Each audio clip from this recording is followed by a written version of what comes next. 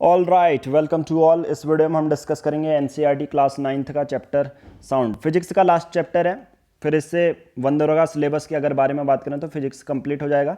Chemistry, अब इसके बाद बायोलॉजी के 2-3 चैप्टर बचे हैं, वो भी हम कवर करेंगे।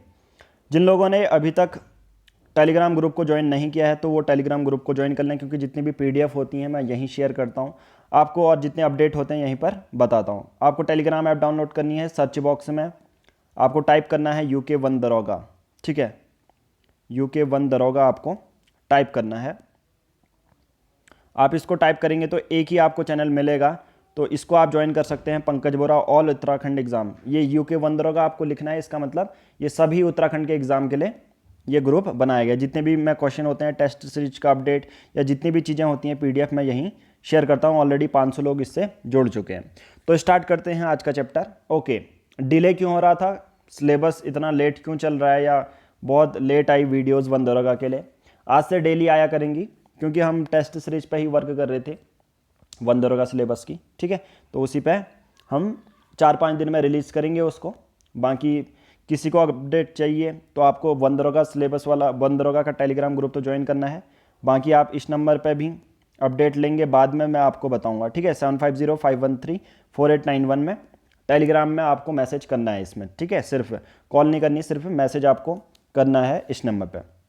यहाँ पर आपको डायरेक्ट टेस्ट सीरीज दे दी जाएंगी। ठीक है, ओके, स्टार्ट करते हैं। साउंड को समझने से पहले वाइब्रेशन आपको समझना पड़ेगा। ये टर्म क्या है? वाइब्रेशन का मतलब होता है कोई ऑब्जेक्ट, या हम पर्टिकुलर पार्टिकल्स के बारे में बात करें तो उस पार्टिकल का मूवमेंट आगे को और पीछे को जाना, टू एंड फ्रो मोशन में मूव करना। पर्टिकुलर अगर टर्म यूज़ करूँ तो ऑसिलेट करना। ठीक है, ऐसा नहीं कि ये पार्टिकल ट्रेवल कर रहा है, पूरी आगे तक जा रहा है, उसकी बात नहीं कर रहा हूँ। वाइब्रेशन का मतलब एक पार्टिकल जो हो रहा है आगे और पीछे जा रहा है या ऑसिलेट कर रहा है, उसे वाइब्रेशन कहते हैं। वाइब्रेशन हमने क्यों पढ़ा? क्योंकि हम साउंड जब प्रोपोगेट करेंगे, यानी कि सपोज 2 पर्सन यहाँ पर हैं, ए पर्सन बी पर्सन, दोनों लोग बात कर रहे हैं, एक बोल रहा है एक सुन रहा है, तो साउंड एक्चुअल में जा कैसे रही है ये हमें समझना पड़ेगा, क्योंकि इसी के बेस पर क्वेश्चन फ्रेम किए जाते हैं। सबसे पहले sound is produced by vibrating object. Sound अब प्रोड्यूस कैसे होती है, यानी कि सपोज आपके हाथ से आपका फ़ोन गिर गया, कॉइन गिर गए, तो साउंड क्यों प्रोड्यूस हो रही है? क्योंकि वो ऑब्जेक्ट क्या कर रहे हैं, वाइब्रेट कर रहे हैं। सबसे पहला स्टेप तो यही है कि वाइब्रेशन हो रही है। दूसरा, और याद रखना, जो पार्टिकल होते हैं वो मूव नहीं करते हैं एक जगह से दूसरे। होता क्या है, मैं अच्छे से देखो सीक्वेंस बताता हूँ, क्योंकि ऐसे ही क्वेश्चन पूछा जाएगा और इस पर डिट्टो एक ही लाइन पर क्वेश्चन। सपोज ये पार्टिकल है, ठीक है, तो अब ये जो पहला पार्टिकल वो पूरा मूव करके यहाँ तक नहीं जाता। ये ए पर्सन है, ये बी पर्सन है। अब साउंड जो है ये वाला पार्टिकल ए मूव नहीं करता, ये क्या करेगा, इस अगले वाले पार्टिकल को क्या करेगा, पुश करेगा या धक्का देगा, आप कह सकते हैं। तो ये वाला जो पार्टिकल है जिसने, ये पहला वाला और ये दूसरा पार्टिकल, चलो बोल देता हूँ, पहला पार्टिकल ने सेकंड पार्टिकल को पुश किया और पहला पार्टिकल फिर से अपनी ही पोजीशन में आ जाएगा। ठीक है, तो इस तरह से दूसरा पार्टिकल तीसरे वाले को पुश करेगा, फिर से अपने पोजीशन में आ जाएगा।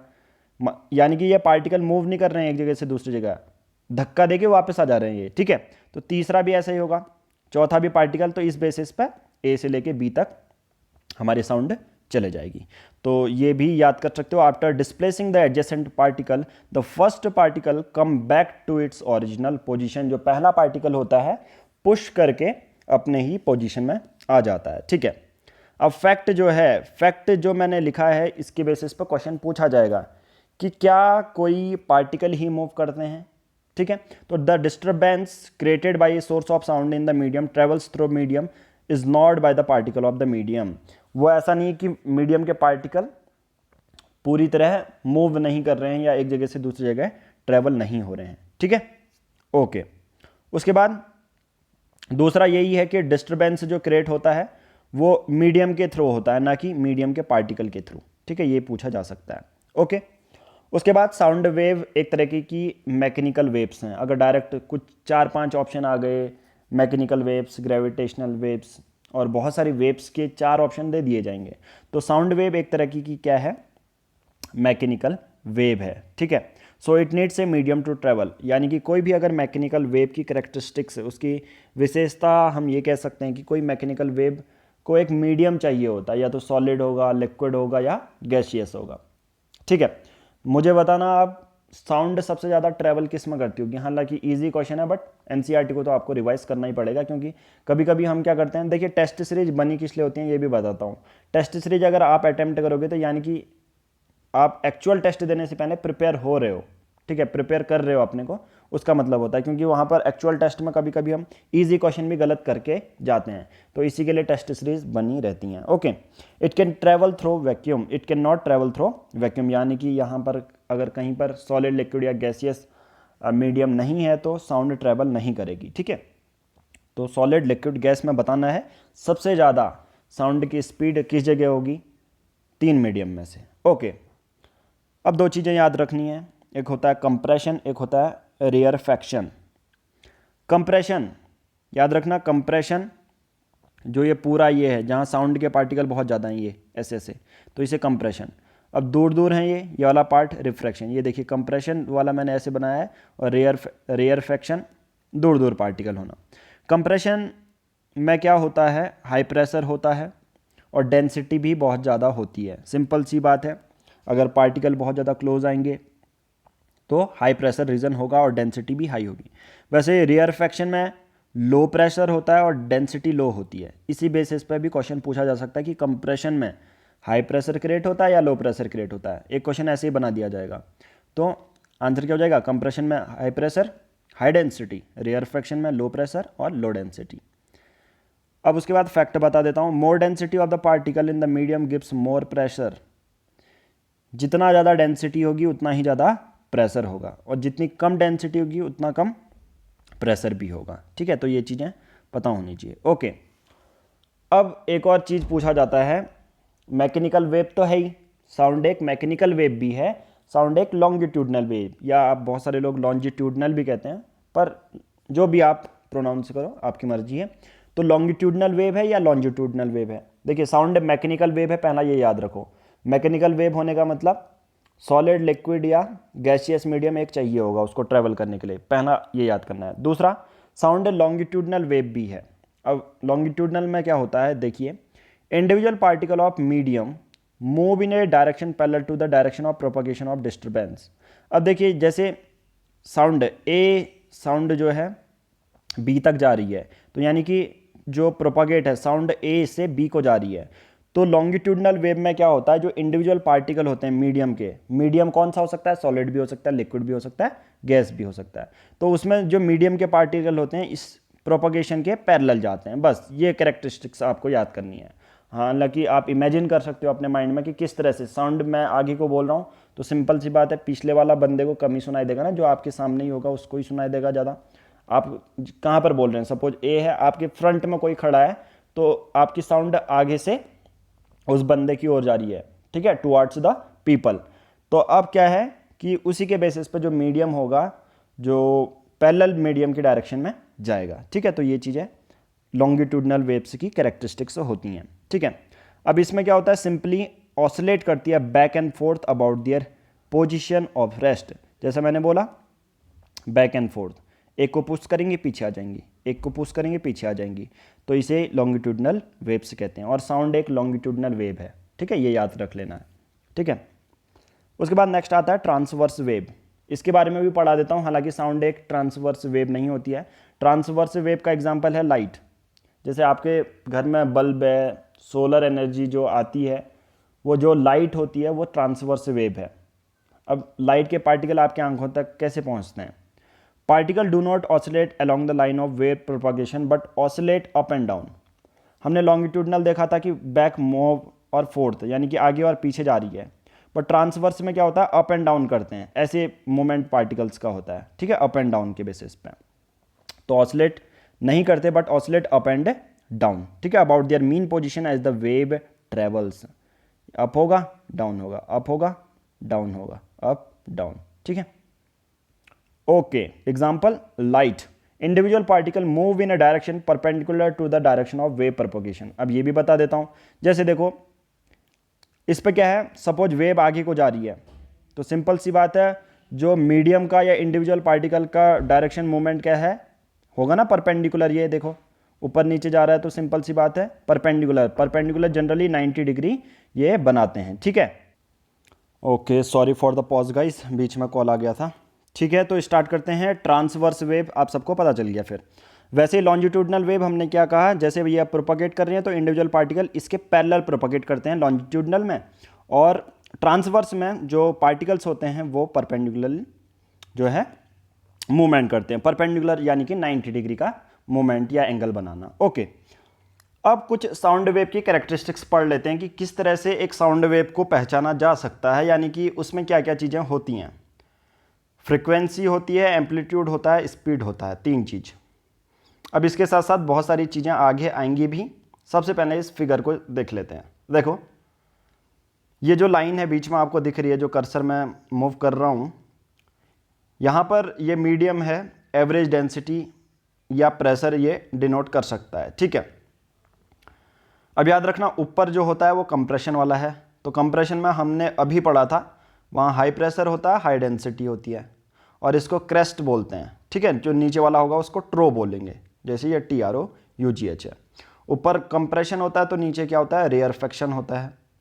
रेयरफेक्शन की खास अगर बात करें, कैरेक्टरिस्टिक्स या खासियत क्या है कि अगर आप बोलेंगे कि रेयरफेक्शन से कैसे पता चलेगा कि रेयरफेक्शन है, आप कहेंगे जहाँ पर लेस प्रेशर होगा या डेंसिटी कम होगी उसे रेयरफेक्शन कहेंगे। जनरली पार्टिकल फैले होंगे, ठीक है, इंटीग्रेट हुए होंगे पूरी तरह।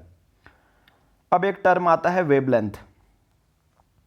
ठीक है, तो 3 तो हमने देख लिया, फ्रीक्वेंसी, एम्पलीट्यूड, स्पीड। अब है एक कैरेक्टरिस्टिक्स वेवलेंथ।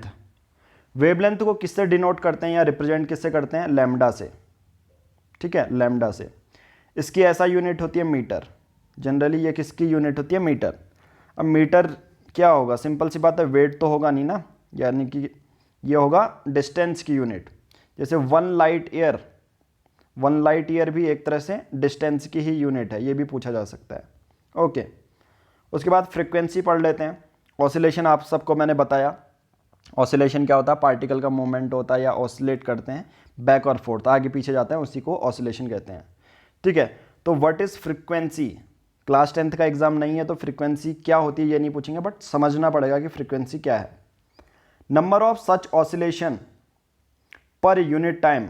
ठीक है, पर यूनिट टाइम में कितने ऑसिलेशन होते हैं, यानी कि कितनी बार जो है जो पार्टिकल्स हैं ऐसे ऑसिलेट कर रहे हैं, या हम कह सकते हैं कॉम्प्रेशन या रेयरफेक्शन के बेसिस पे, तो उसे कहेंगे फ्रीक्वेंसी। पर यूनिट टाइम में कितने नंबर ऑफ ऑसिलेशन हो रहे हैं उसी को फ्रीक्वेंसी कहते हैं। ओके, फ्रीक्वेंसी एक ग्रीक लेटर न्यू से जो उसकी सिंबल है उसको रिप्रेजेंट करते हैं। ये वी है, थोड़ा सा वी को घुमा दिया जाता है तो न्यू टाइप बन जाता है ये। ठीक है, तो ये एक ग्रीक लेटर है, ये भी पूछ लिया जाता है कभी, जो फ्रीक्वेंसी का सिंबल है वो ग्रीक है या कौन सा है। ठीक है, ऐसा यूनिट होती है hertz, HZ। Okay, time period क्या होता है, साउंड वेव का टाइम पीरियड T से, कैपिटल T से रिप्रेजेंट करते हैं। The time taken by 2 consecutive compression और रेयरफेक्शन। कॉन्जिक्यूटिव का मतलब ये समझ लीजिए, जैसे मैं कह रहा हूँ 1 2 3 4, 1 3 8 9, देखो ऊपर वाला जो डिजिट लिखे हैं वो कॉन्जिक्यूटिव है, यानी कि एक के बाद एक आ रहा है, कोई गैप नहीं है बीच में। पर नीचे वाले जो डिजिट लिखे हैं वो कॉन्जिक्यूटिव नहीं है, यानी कि एक आ रहा है फिर 3 फिर 8, ये नहीं। कॉन्जिक्यूटिव नंबर का मतलब भी वही होता है, कॉन्जिक्यूटिव का मतलब भी यही होता है कि एक के बाद एक आना। तो जो टाइम टेकन 2 कॉन्जिक्यूटिव कंप्रेशन और rarefaction to cross a fixed point is called the time period of the wave.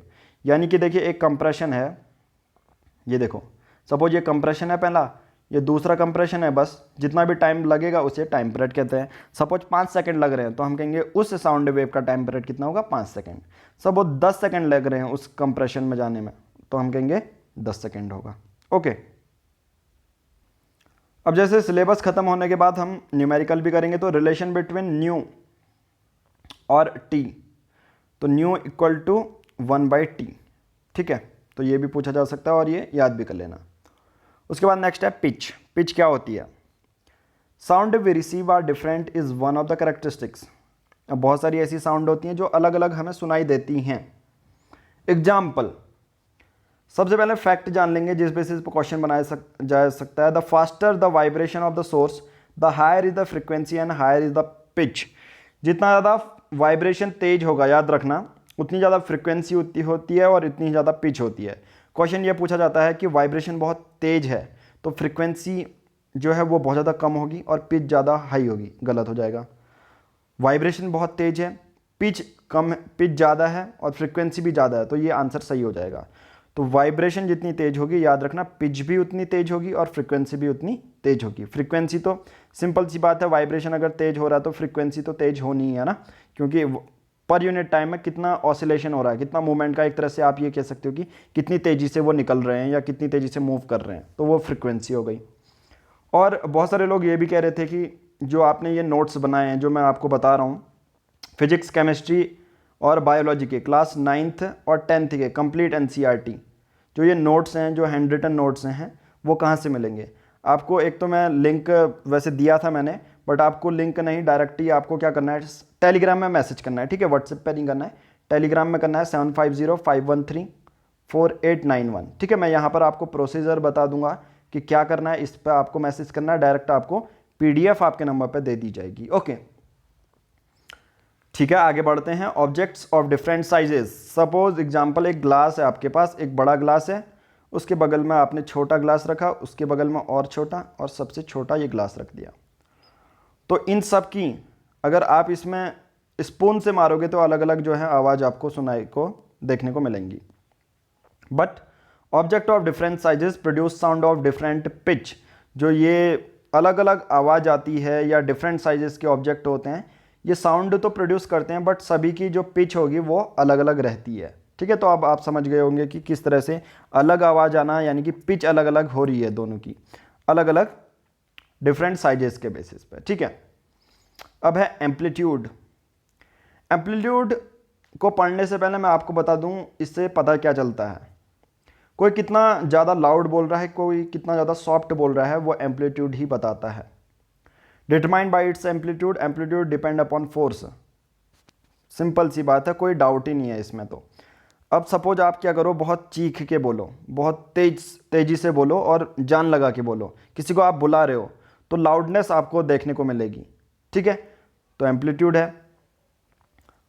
अगर फोर्स कम लगा रहे हो तो आपकी आवाज़ थोड़ी सी कम जाएगी, ठीक है, तो ये एम्पलीट्यूड है।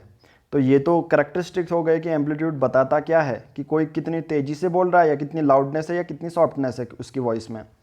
तो वही है, the magnitude of the maximum disturbance in the medium on either side of the mean value और represent by a. Amplitude generally ये भी इस बेसिस पर भी है कि कितनी ज़्यादा ऊपर आपकी जो साउंड पार्टिकल पहुँचते हैं पुश करके, हाँ, आपको ऐसा नहीं कि पार्टिकल ही मूव कर रहे हैं, जैसे मैंने बताया था वैसे ही अपनी जगह में आ जाते हैं। तो वही है, कितना ज़्यादा ये ऊपर को मैक्सिमम, ये एवरेज है जो ये लाइन मैंने बताई, ये एवरेज है, इसके ऊपर कितना ज़्यादा ट्रैवल कर रहे हैं उसी को एम्पलीट्यूड कहते हैं। और ज़्यादा होगा तो वो लाउडनेस होगी, कम होगा तो सॉफ्टनेस होगी, ठीक है। तो ये चीज़ें याद रखनी है। ओके, उसके बाद टिम्बर आता है। टिम्बर को क्वालिटी भी कहते हैं, नाम से लग रहा है ना क्वालिटी। क्वालिटी क्या होता है, बोलते हैं कि आपके पास सपोज 2 गिटार हैं, ठीक है, एक गिटार उतनी अच्छी कंपनी का नहीं है, उतनी अच्छी लकड़ी से नहीं बनाया गया, स्ट्रिंग अच्छे नहीं है उसमें। एक गिटार अच्छी कंपनी का है, महंगा है और थोड़ा सा क्वालिटी अच्छी है, तो नाम से लग रहा है ना, टिम्बर का मतलब है क्वालिटी। तो rich quality sound is more pleasant to hear, यानी कि आप अगर सस्ती लोकल कंपनी का आप गिटार लेंगे जो कि अच्छी लकड़ी नहीं है, अच्छी स्ट्रिंग नहीं है, तो आपको उतने सुनने में मज़े नहीं आएंगे। तो वही वैसा ही, तो आप कहोगे यार इसका बुरा टिम्बर है, अब से ऐसा नहीं कहना क्वालिटी भुस है, अब से आप कहोगे कि बुरा टिम्बर है इसका या अच्छा टिम्बर है। टिम्बर का मतलब ही होता है quality. The quality or timbre of sound is that characteristics which enable us to distinguish one sound from another having the same pitch और सेम लाउडनेस। सेम लाउडनेस है या सेम सॉफ्टनेस है और सेम पिच है। तो ये तो था जो मैंने अभी आपको बताया, गिटार वाला एग्जाम्पल जो बताया, कॉमन चीज़ कि आप समझोगे कैसे। बट पेपर में आपको कैसे लगाना है टिक, वो सेम पिच और सेम लाउडनेस, अगर किसी की सेम पिच होगी और सेम लाउडनेस भी होगी तो उस समय आपके पास ऐसी साउंड की क्या कैरेक्टरिस्टिक होगी कि आप उस चीज़ को पहचान पाओ। आप कहोगे मेरे पास क्वालिटी होगी या मेरे पास टिम्बर होगी। किस बेसिस पे बताया मैंने, ये पेपर कैसे आप अटेम्प्ट करोगे उस बेसिस पे। बाकी समझने के लिए मैंने 2 गिटार का एग्जाम्पल दे दिया, सस्ती कंपनी और अच्छी कंपनी का। ओके, तो जनरली सेम पिच और सेम लाउडनेस का। ओके, उसके बाद है tone. A sound of single frequency, tone का मतलब क्या होता है कि एक साउंड है सिंगल फ्रिक्वेंसी है, उसे टोन कहेंगे। नोट किसे कहेंगे फिर? The sound which is produce due to a mixture of several frequency, बहुत सारी ऐसी साउंड है जिनकी अलग अलग फ्रिक्वेंसी हैं, फ्रिक्वेंसी मैच कर रही है और वो थोड़े से सुनने में बहुत अच्छा लगता है हमें, तो उसे नोट कहते हैं। ओके, नेक्स्ट है स्पीड ऑफ साउंड। हमने साउंड के बारे में पढ़ लिया, हमने साउंड के कैरेक्टरिस्टिक्स पढ़ लिए। अब साउंड कितनी तेजी से भागती है ये भी तो पता होना चाहिए। लाइट की स्पीड, चलो कमेंट बॉक्स में बताओ लाइट की स्पीड क्या होती है। साउंड हम देखते हैं स्पीड क्या होती है। The distance which a point on a wave such as a compression और rarefaction travels per unit time, उसी को क्या कहते हैं? स्पीड ऑफ साउंड कहते हैं। जैसे बहुत सिंपल है, देखो ये आपको बताता हूँ फिगर के बेसिस पे। ये कंप्रेशन का एक पॉइंट है, ये कंप्रेशन का दूसरा पॉइंट आ गया, ठीक है। तो जितना समय लेता है, रेयर फ्रैक्शन हो चाहे कंप्रेशन हो, कुछ भी ले लो, तुम्हारी मर्जी है, ठीक है। अपर साइड हाई डेंसिटी में ले लो या लो डेंसिटी में ले लो, कहीं से भी कैलकुलेट कर सकते हो। तो जितना टाइम लेता है पर यूनिट टाइम, उसी को क्या कहते हैं? जो है स्पीड ऑफ साउंड, ठीक है। तो distance which a point on a wave such as a compression और rarefaction travels per unit time, तो उसी को कहते हैं स्पीड ऑफ साउंड। अब इसके लिए न्यूमेरिकल वैल्यू भी होती है, आपसे डायरेक्ट पूछा जा सकता है कि चलो आपको कुछ डिस्टेंस दे दिया, आपको टाइम दे दिया, आपको बोला जाएगा कि चलो स्पीड बताओ, साउंड की स्पीड बताओ, तो आपको ये फॉर्मूला पता होना चाहिए। स्पीड को दिखाते हैं वी से, जनरली फ्रिक्वेंसी नहीं है, ठीक है, ये याद रखना, ये वी है, ये ऐसा न्यू नहीं है। तो V equal to lambda upon T, इसको कैसे भी लिख सकते हो, speed equal to wavelength into frequency, ठीक है। तो ये भी चीज़ आपको लिखनी नहीं है, ठीक है। ओके, फैक्ट याद रखना है। फैक्ट एक चीज़, देखिए फैक्ट के बेसिस पे जितने भी ये फैक्ट मैंने लिखे हैं, आपको ये चीज़ें समझनी पड़ेंगी। क्यों ये मैंने लिखी हैं? क्योंकि ये आपके क्वेश्चन में डायरेक्ट पूछी जा सकती हैं। सबसे पहले एक तो यही याद रख लेना, स्पीड का एक ये वाला फॉर्मूला, दूसरा एक ये वाला, इसी को चेंज किया है, ठीक है, लैम्डा की, ये स्पीड की वैल्यू और लैम्डा की वैल्यू रिप्लेस करके, ठीक है। तो एक तो ये स्पीड, और स्पीड याद रखना, थोड़ा सा स्पीड का v होता है, फ्रीक्वेंसी का न्यू होता है, थोड़ा सा इसमें माइन्यूट सा डिफरेंस है, तो कन्फ्यूज़न मत करना। बाकी नेक्स्ट है, देखो speed of sound remains almost the same for all frequencies in A given medium under the same physical condition. अब ये चीज़ जैसा मैं बोल रहा था, फैक्ट हर चीज़ में फैक्ट इसलिए लिखे हैं क्योंकि पेपर में किस तरह से फ्रेम किया जा सकता है उस बेसिस पे।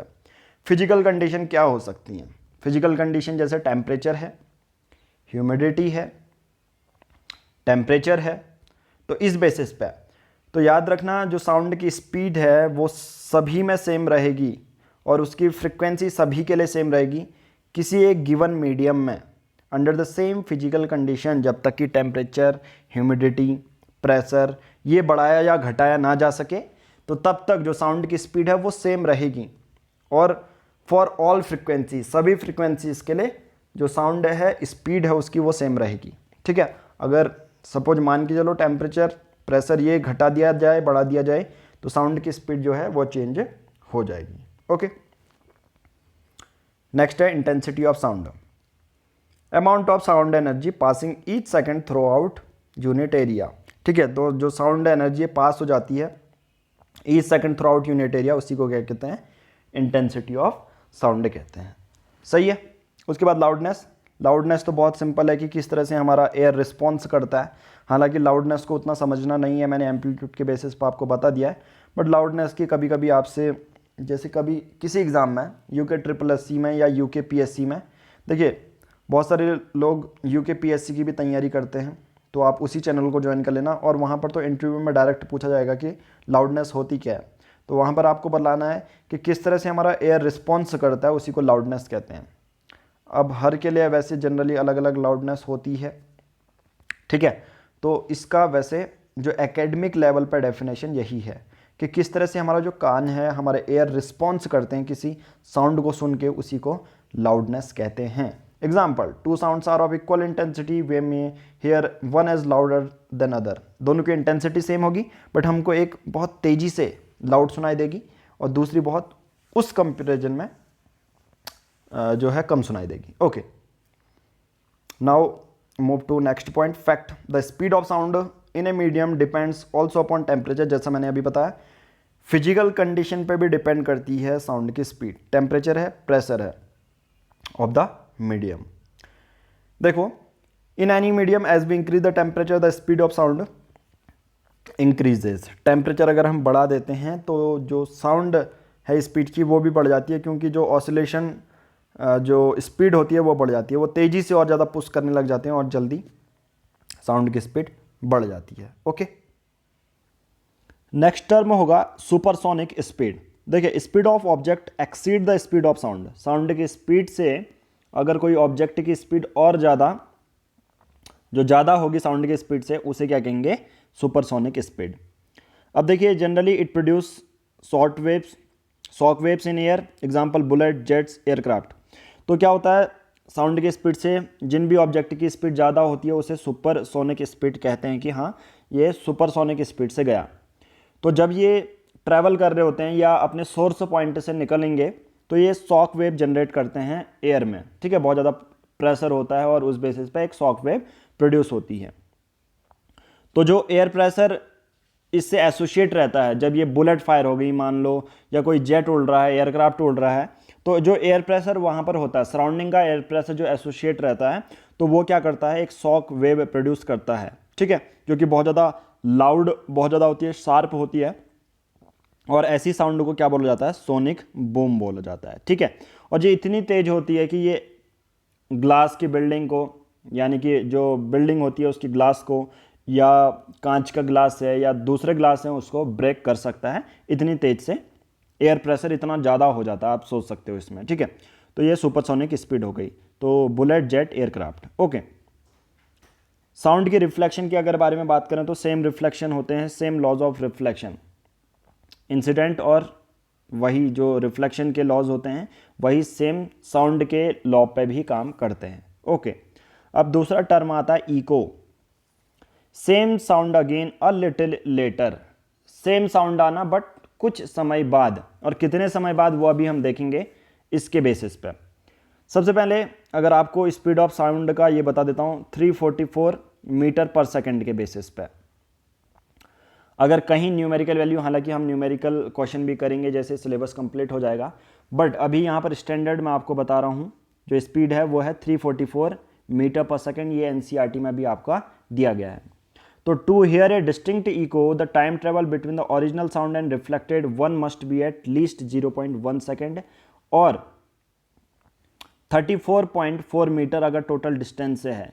या हम कह सकते हैं, अगर कोई, देखिए, दो अलग अलग इको आपको सुननी है, जो ओरिजिनल साउंड आपने बोली और जो टकरा के आई, जो ओरिजिनल साउंड नहीं है, जनरली टकरा के आ रही है, तो उसका जो मिनिमम डिस्टेंस होना चाहिए, या अगर टाइम के बेसिस पे बोलोगे तो 0.1 सेकेंड होगा। अब कैसे निकालोगे, न्यूमेरिकल में कैसे यूज़ करना है, जैसे 344 मीटर पर सेकेंड है, उसको कितने से इंटू कर दोगे, 0.1 सेकेंड से इंटू कर दोगे, तो टोटल डिस्टेंस कितनी आ जाएगी, 34.4 मीटर।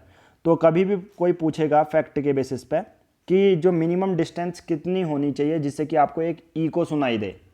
अब ये 344 मीटर पर सेकंड अगर एनसीईआरटी में आपको देखने को मिल रहा है, ये एक स्टैंडर्ड स्पीड दी हुई है, ठीक है, स्पीड दी हुई है। बट अगर न्यूमेरिकल वैल्यू चेंज हो जाती है, सपोज ये होता है 444 मीटर पर सेकंड हो जाता, तो उसको 0.1 से इंटू करते, बट ये दी नहीं जाती है जनरली, क्योंकि यही इसके बेसिस पर स्टैंडर्ड क्वेश्चन फ्रेम किए जाते हैं, ठीक है। बट जो भी है मैंने आपको बता दिया, अगर चेंज होके भी आए तो आप सॉल्व कर सकते हो। स्पीड ऑफ साउंड उसको 0.1 सेकंड से इंटू करना है, यानी कि टोटल डिस्टेंस 34.4 मीटर हो गई। अगर आपको डिस्टिंक्ट इको सुनाई देनी है अपनी ओरिजिनल साउंड जो आपने बोली और टकरा के आई, तो the minimum distance of the obstacle from the sound must be half of its distance, यानी कि 17.2 मीटर में होना चाहिए, ठीक है।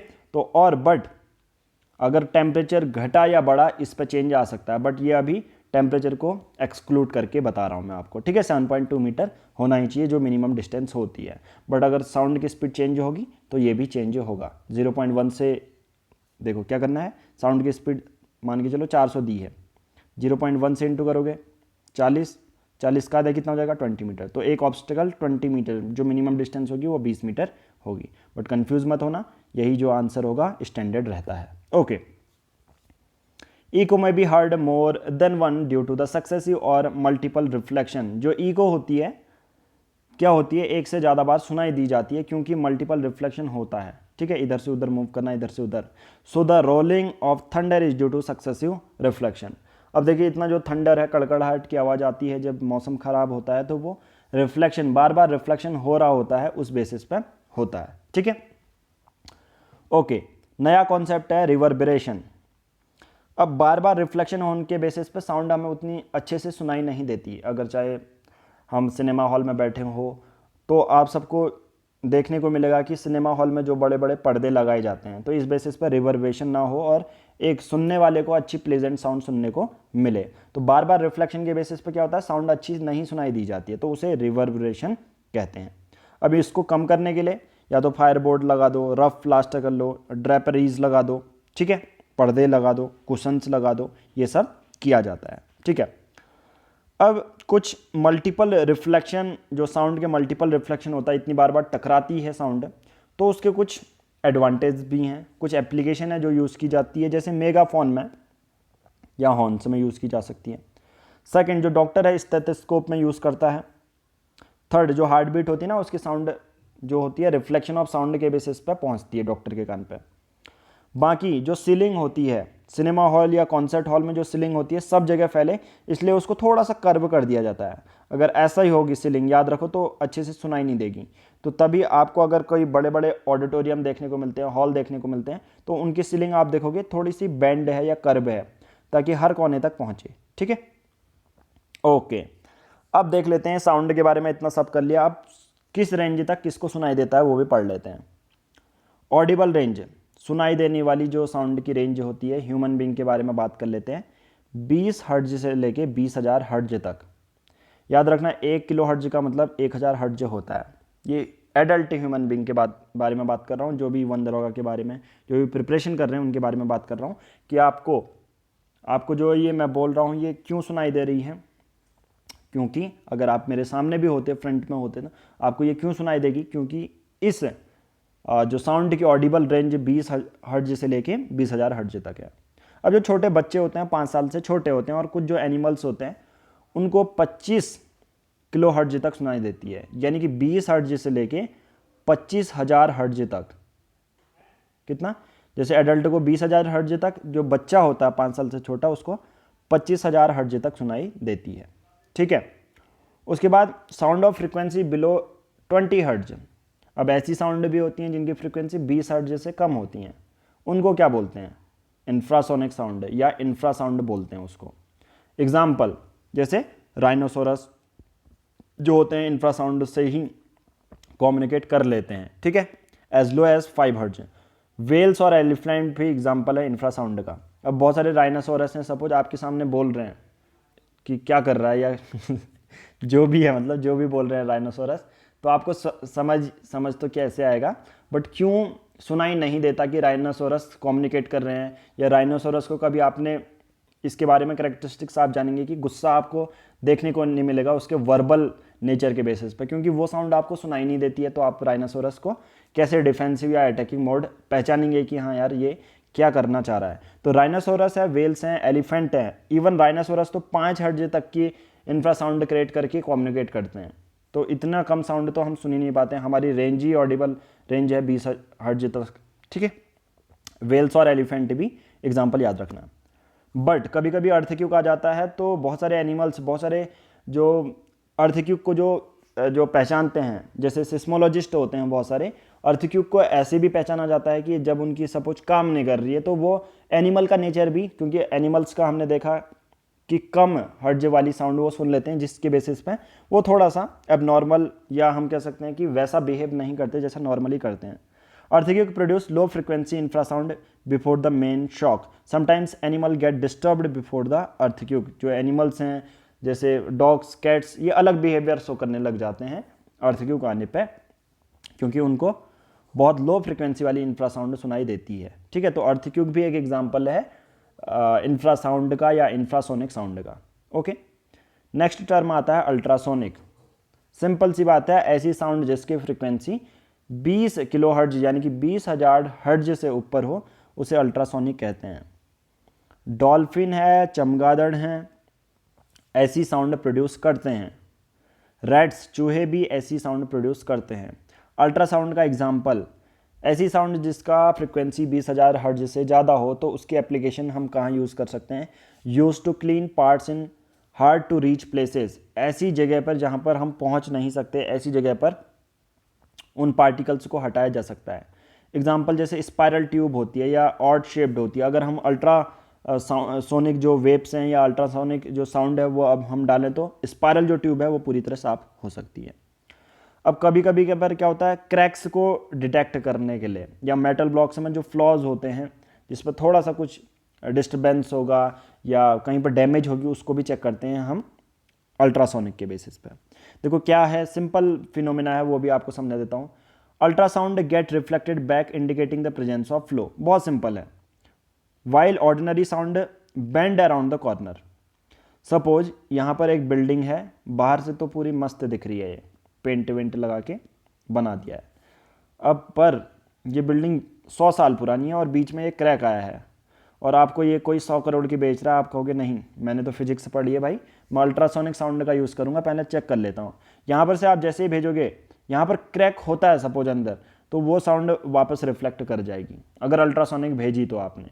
बट नॉर्मल साउंड होगी तो वो डायरेक्ट ऐसे करके बेंड हो जाएगी जिससे पता नहीं चलेगा। बट अल्ट्रासोनिक से आप करोगे तो आपको इतना जो नुकसान होने वाला है 100 करोड़ का, वो पूरा बच जाएगा आपका। सही है, ओके। उसके बाद नेक्स्ट टर्म आता है echocardiography. It reflect from various parts of the heart and from the image of the heart. अब एक टर्म आता है इकोकार्डियोग्राफी। आपके हार्ट में कभी कभी छेद होता है, सपोज आपके नहीं, maybe some person X है, अनफॉर्चुनेटली अगर बात करें तो किसी के हार्ट पे छेद है, तो पूरे हार्ट की जो इमेज होती है वो इकोकार्डियोग्राफी से भी पता कर सकते हैं। ये क्या करता है, बहुत सारी रिफ्लेक्ट करते हैं। हम अल्ट्रासोनिक की वेव साउंड डालेंगे हार्ट का या कोई भी हमारा इंटरनल ऑर्गन जो है उसकी जो इमेज बना देता है वो इकोकार्डियोग्राफी के बेसिस पे। वैसे कार्डियोग्राफी तो हार्ट से रिलेटेड होती है, बाकी अल्ट्रासोनिक इसलिए भी यूज़ की जाती है कि डिफरेंट ऑर्गन्स की इमेज को बनाया जा सके। नेक्स्ट है ultrasonography, getting images of internal organ. जो अभी मैं बात कर रहा था कि अलग अलग जो हमारे अंदरूनी अंग होते हैं उनकी अगर इमेज पता करनी है तो अल्ट्रासोनिक सोनोग्राफी यूज़ की जाती है, जैसे लिवर की, स्टोन्स की, ह्यूमस, फीटस एबनॉर्मलिटीज़, ठीक है, वेव्स। अब इसमें क्या होता है, अल्ट्रासोनिक वेव हम जनरेट करेंगे, इलेक्ट्रिक सिग्नल की तरह जाएगी और इमेज प्रोड्यूस करेगी। ठीक है, बहुत सिंपल है। आप कहोगे अब ये कैसा होता है काम करना, वैसे मैं बता देता हूँ। सपोज यहाँ पर मॉनिटर है, कंप्यूटर बना हुआ है, यहाँ पर आप हो, ठीक है, यहाँ पर साउंड हम भेज रहे हैं, यहाँ पर से जाएंगे और ये कनेक्ट होगा सब। ठीक है, तो ये वेव भेजी, फिर ये हमारा कंप्यूटर इलेक्ट्रिकल सिग्नल के को कन्वर्ट करेगा और इमेज बना देगा इसको। ठीक है, ओके। उसके बाद ultrasound use to break small stones formed in the kidney into fine grains. ठीक है, अब जो स्टोन होता है किडनी में उसको भी रिमूव करने के लिए अल्ट्रासाउंड का ही यूज़ किया जाता है। ठीक है, उसके बाद नेक्स्ट है सोनार। सोनार क्या होता है, सबसे पहले फुल फॉर्म भी पूछ ली जाती है कि सोनार की फुल फॉर्म क्या है। इसका फुल फॉर्म है sound and navigation and ranging. ठीक है, सोनार में भी अल्ट्रासोनिक वेव यूज़ होती है। सोनार जनरली शिप होता है, जो जहाज होता है उसके तले पे लगाई जाती है, एक सेंडर होता है, एक रिसीवर होता है। सपोज यहाँ पर समुद्र है, अगर बड़ा पत्थर है तो ये सोनार पता कर लेगा। दूसरा, समुद्र की कितनी गहराई है वो भी सोनार पता कर लेगा। ठीक है, measure the distance, direction and speed of under water object. Suppose बहुत सारे क्या होता है, देखो जो एक बार क्या हुई थी, यूएसए और रशिया की जब वॉर चल रहा था, ठीक है, बिफोर डिसइंटीग्रेशन, ठीक है, 1991 से पहले डिसइंटीग्रेट हुआ था, तो उसमें क्या होता है, यूएसए की जो पनडुब्बी थी तो उन्होंने सोनार का यूज़ किया था कि देखिए पानी के अंदर तो पता नहीं चलेगा ना, तो उनकी पनडुब्बी कहाँ पर है, तो डायरेक्ट उन्होंने फिर अटैक किया। इस बेसिस पे सोनार किसी ऑब्जेक्ट को अंदर डिटेक्ट है, मतलब आगे है या नहीं वो पता कर सकता है। वैसे ही एग्जांपल, जैसे समुद्र यहाँ पर है, इसकी सतह इतनी है, तो ये सेंडर होगा, रिसीवर रिफ्लेक्ट करके इसे पता चल जाएगा कि कितनी देर में। अब आप कहोगे यार पता कैसे चलता होगा, तो जो रिफ्लेक्टिंग साउंड का टाइम पीरियड है ना, अगर वो बहुत ज़्यादा है तो हम कहेंगे और ज़्यादा गहरा है, कम है जल्दी आ जा रहा है, बहुत तेज़ी से आ जा रहा है तो हम कहेंगे गहरा उतना ज़्यादा नहीं है। ठीक है, ओके। उसके बाद अल्ट्रासोनिक वेव होती है, वो इलेक्ट्रिकल सिग्नल में कन्वर्ट हो जाती है। ठीक है, ओके एक टर्म आता है the distance of object that reflected the sound wave can be calculated by speed of sound in water and the time travel between transmission and reception of ultrasound. जो इस बेसिस पे आपकी जो numerical formula है वो क्या हो जाएगा, 2D V into T. D का मतलब टोटल डिस्टेंस, वी यहाँ फ्रिक्वेंसी नहीं, यहाँ पर स्पीड से बारे में है, टी है टाइम। ओके और इसी मेथड को कहते हैं इको रेंजिंग, यानी कि समुद्र की गहराई जो अगर पता करनी है तो इसी से करेंगे कि टोटल डिस्टेंस कैसे पता करेंगे। ठीक है, इसी को इको रेंजिंग कहते हैं। ठीक है, अब एक क्वेश्चन कैसे भी पूछा जा सकता है, ध्यान से सुनना। अगर आपसे पूछा समुद्र की गहराई आपने नापनी है, या अंडर वाटर अगर कोई पहाड़ है यानी जिससे कि हमारा जहाज टकरा सकता है, उसके लिए फॉर्मूला बताओ। 4 ऑप्शन दे देंगे, 4 ऑप्शन ऐसे आएंगे 2D into T, 2D VT, 2D new T भी दे दिया जा सकता है। ठीक है, या नन ऑफ द अबव। ठीक है, न्यू मतलब फ्रिक्वेंसी। ओके तो आंसर क्या हो जाएगा आपका 2D equal to V into T. तो ये फॉर्मूला है समुद्र की गहराई को नापने के लिए। ओके उसके बाद है चमगादड़। Search out prey by emitting and detecting reflection of ultrasound waves. चमगादड़ भी अपने प्रे को ढूंढने के लिए, अपने जिसका वो शिकार करना चाहते हैं, अल्ट्रासाउंड वेव ही प्रोड्यूस करते रहते हैं। अगर कहीं पर से रिफ्लेक्शन उनको देखने को मिली कि यार रिफ्लेक्ट हो रही है मेरी साउंड, तो वो तुरंत से उस चीज़ को पकड़ लेंगे। ओके बहुत लंबा लेक्चर हो गया बट कोई नहीं, वर्थ था ये। साउंड तो चैप्टर आपका क्लियर हो गया होगा इससे। लास्ट है स्ट्रक्चर ऑफ ह्यूमन ईयर भी हम कर लेते हैं। It allow us to convert pressure variation in ear with a audible frequencies. सबसे पहले जो ऑडिबल फ्रिक्वेंसीज में ये कन्वर्ट तो करता है इलेक्ट्रिकल सिग्नल, जो कि फिर ब्रेन तक जाता है ऑडिटरी नर्व से। तो पहला क्वेश्चन तो यहीं से ये बन गया कि हमारे आपको कोई साउंड सुनाई देती है तो किस एक पर्टिकुलर नर्व के थ्रू आपके ब्रेन तक जाती है, उसका नाम है ऑडिटरी नर्व। ठीक है, तो इलेक्ट्रिकल सिग्नल में कन्वर्ट होती है और आपको इतना बता सकती है कि ये क्या बोल रहा है या कितना लाउडनेस से बोल रहा है। ठीक है, तो अब थोड़ा सा एक बार फिगर देख लो। ठीक है, ये देखो ये आउटर ईयर है, बाहर का ईयर, इसे पिन्ना कहते हैं। जो ये आपका कान एयर लोब होता है ना, वो पिन्ना होता है। मिडिल ईयर है, इनर ईयर है। अब ये कभी कभी पूछ लिया जाता है कि इस पर क्या क्या आता है। ठीक है, 3 टाइप की चीज़ें हैं। देखो यहाँ पर पिन्ना तो आप सबको पता चल गया, ये हैमर है। ठीक है, बोन्स होती हैं, कान के अंदर भी हड्डियाँ होती हैं, बोन्स है, एनविल है, स्ट्रिप है। अभी इनका डिफरेंस आगे हम पढ़ेंगे तो अभी इसलिए पहले सुना दे रहा हूँ मैं। फिर यहाँ पर देखो ये है एयर ड्रम है यहाँ पर, ये देखो ये एयर ड्रम स्टार्ट, पिन्ना से अंतर होते ही एयर ड्रम। ये 3 बोन्स हैं, एनविल, हैमर और स्ट्रिप। ठीक है, तो ये चीज़ें पूछी जा सकती हैं। और जो हमारे ब्रेन तक पहुँचाता है वो है ऑडिटरी नर्व। ये देखो ऑडिटरी नर्व है ये। ओके ठीक है, तो अब लास्ट है आउटर ईयर, पिन्ना बोलते हैं। पिन्ना जो करता है साउंड को कलेक्ट करेगा सराउंडिंग से। ठीक है, फिर ऑडिटरी कैनाल तक पास करवाएगा।